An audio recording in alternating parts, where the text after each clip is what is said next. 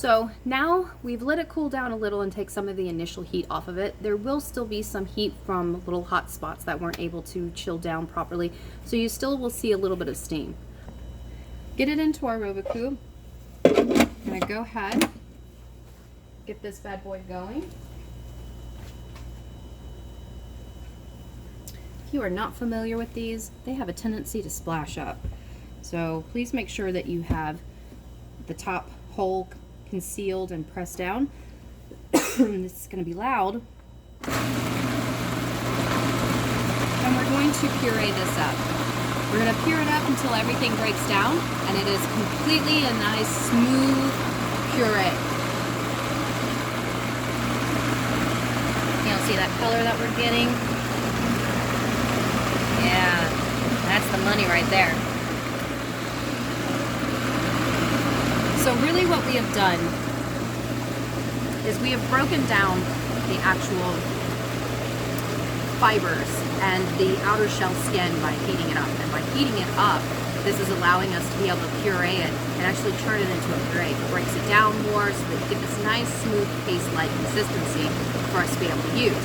Now, like I said, if you do not have a china cap or a chinois, which is a mesh strainer that we use in order to strain out just liquid that we are wanting to get and not all of the other little tidbits, you can do and use this immediately just as it is as a puree.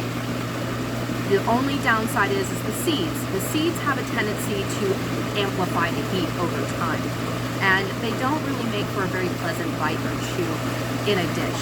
So those can be minor drawbacks. But if that is not an issue for you, just how it is when you're finished can be utilized and used the way that you see it. So once we've pureed this up, you're gonna wanna make sure that you kind of scrape down the sides in the process as you're going, but this is pretty much what you're going to be looking at. And let me grab my spatula and give you a look. This is kind of the consistency I was telling you. As is, it's more sauce verde in consistency. You do see all the seeds speckling through there. This, as it is right now, can be used this way, and it will have quite a kick and quite a lot of flavor profile to it. What I will be doing in order for application, because I want a more smoother sauce, I'm going to strain this out and start to break it down even further.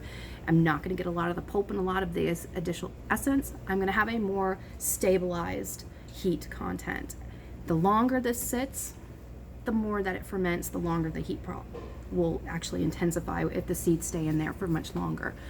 But we don't want that necessarily, so what we will be doing for the next half, we'll be breaking this down even further to get a much smoother paste-like liquid sauce. Taking all of the paste away and the seeds and all of the pulp and just getting pure sauce. Check out the next half to see what we do next.